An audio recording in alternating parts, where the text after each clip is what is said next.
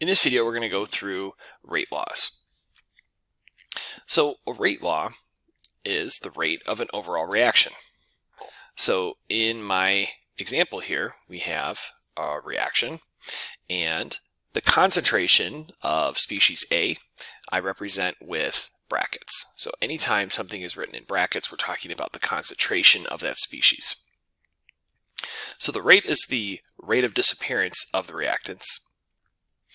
And if you think about it, the concentration of reactants, or the molarity of the reactants, changes over time, right? So as the reactants get used up, the concentration goes down. So the rate is represented by molarity over time. In our general format for our rate law, we have the letter K. K is our proportionality constant, and that really depends on the specific reaction and the temperature. There are reaction orders, which are represented by the exponents in our rate law here. And we'll look at those in just a second here. So reaction orders, those exponents, cannot be predicted from the balanced equation. So if you go back up and look at the example here, nowhere in here is M or N. You have to look at the experimental data to determine what those are. And we'll look at some examples here in a second where that'll kind of make sense. Okay, so there are three orders of reactions, and the first is zero order. So in a zero order reaction, doubling the concentration of a species has no effect on the reaction rate.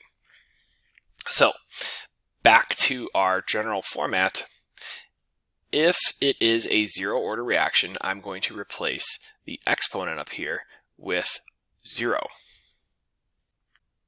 In a second order reaction, doubling the concentration of a species quadruples the reaction rate.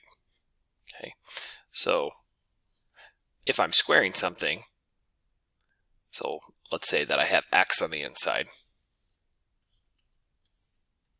that is just the same as going x times x, or just x squared. Okay, so that is where we are coming from here.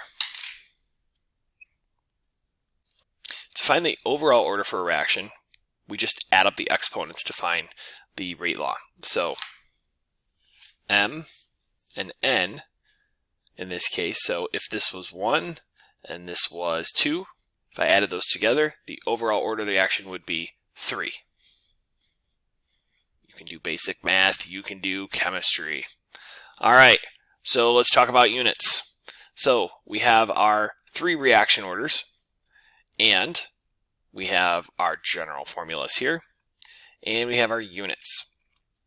So the only thing I want to just point out, if your units are written with a negative exponent, that just means that variable, or that unit, goes in the denominator. So for the first one, M and then s to the minus 1, I would write as molarity over seconds. In the second one, where it's seconds to the minus 1, that would be 1 over seconds. In the third one, it would be 1 over molarity times seconds. Okay, so anything with the negative exponent just goes down to the denominator.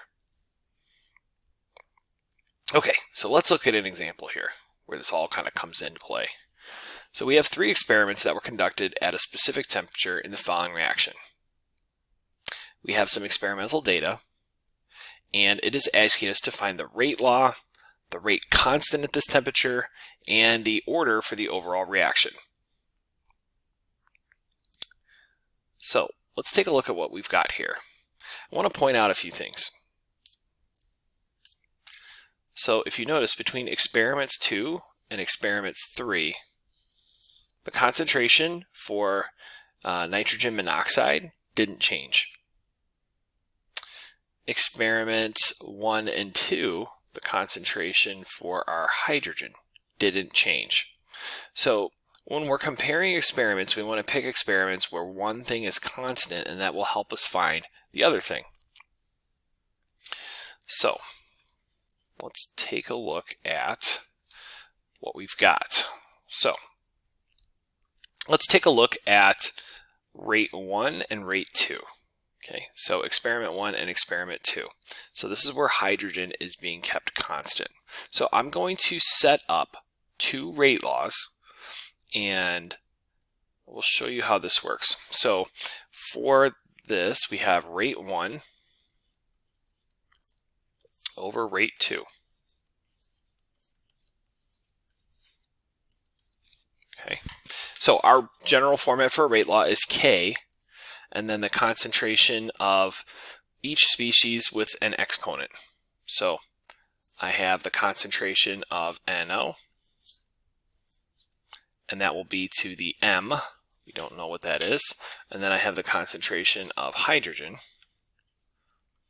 That will be to the N.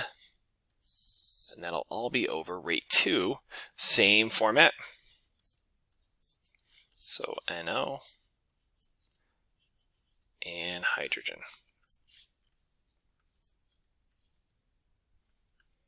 Okay, so let's go back to our data and let's plug in what we have. Okay, so we don't have K anywhere here, but we have our concentrations and we have our rates here. Okay, so let me rewrite this now. So rate 1, straight from our data table, was 0.9. Oh, I'm sorry, 0.09. 0 molarity per second. And we don't know what K is. Our concentration for NO was 0.2, and that will be to the M. Concentration for H2 was 0.3. That will be to the N. And then we're going to do the same thing with rate 2. So rate 2 was 0.225 molarity per second. And we'll set that equal to K. And our concentration is 0.1 and 0.3.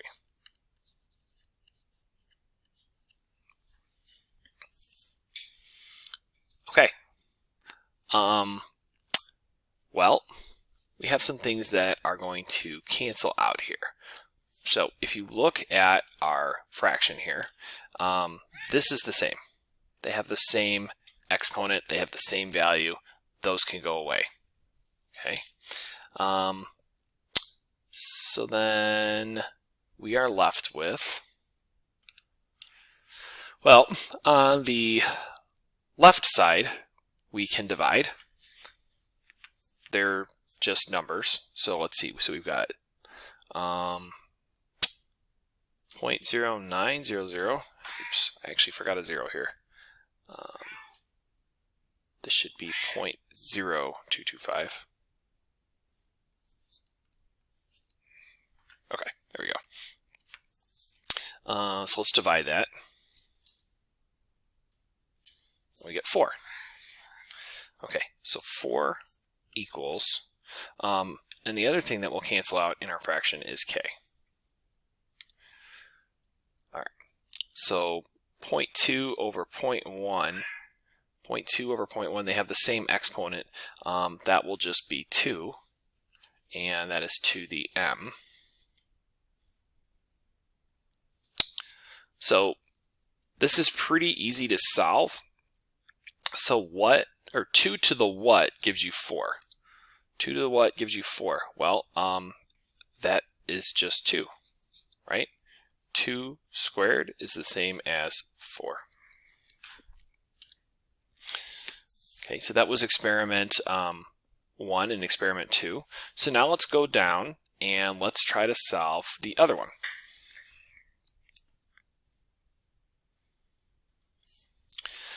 So let me just draw a line here.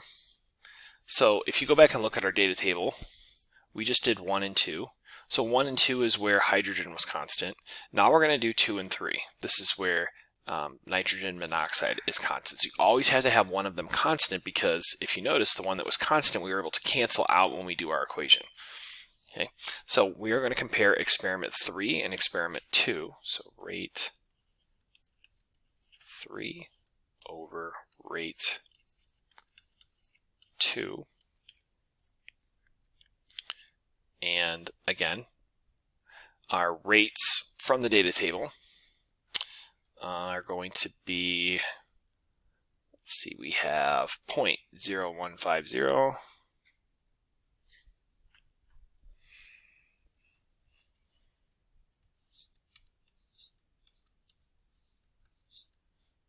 over 0.0225, and I'm going to set that equal to our expression, so k, and we have, what did we have from our data table? Let's go back up and look. We have 0.1 for both of these.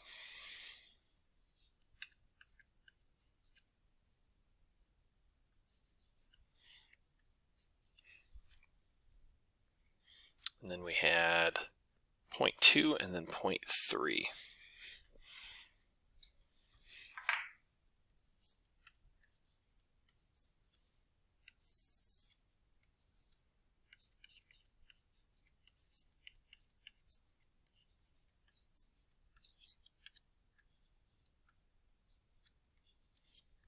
Okay, so let's simplify here. So k's go away, this goes away, and when we do our math on the left side, so let's do 0.0150 divided by 0.0225, and we get 2/3.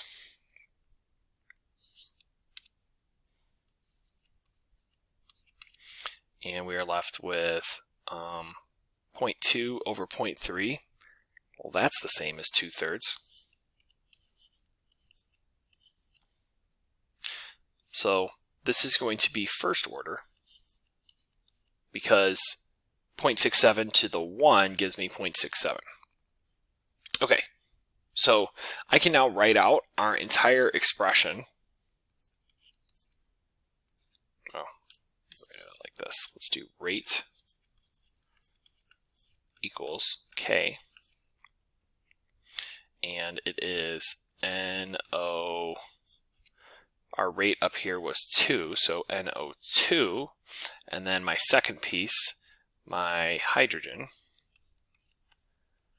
was to the first, but I'm just going to leave it like that.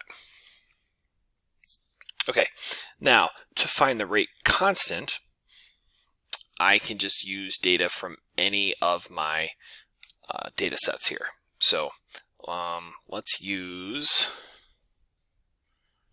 just the first line here. Okay, so I'm going to use the concentration of NO, the concentration of hydrogen, and this rate to find K. So if I were rearranging my rate law here to get K by itself, I would divide both sides by NO squared and then our hydrogen. So my expression would be K equals rate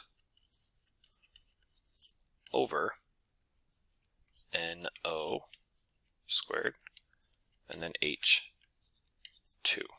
So let's plug everything in. So from that first experiment, 0.900 over, we had 0.2 squared, and then hydrogen was 0.3. Okay, so let's plug all this in our calculator. So we have 0.9 divided by, use parentheses down here, 0.2 squared times 0.3. And we get 75 as our answer here.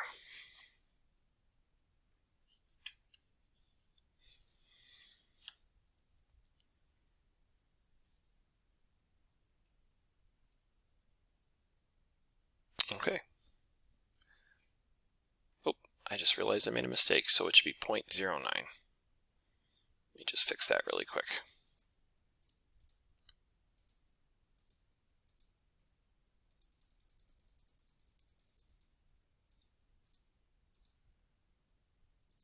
There we go. So just a word of advice, if you're ever a teacher and you're screencasting, don't screencast at 4 o'clock in the morning, especially when you're not feeling well, because you're probably going to make mistakes. All right, there we go. And then my units would be, this is a third order reaction. And I know that because I'm adding 2 and 1. So if I go back up, my units, if you want to remember it this way, for a third order reaction, my units are going to be molarity squared seconds squared.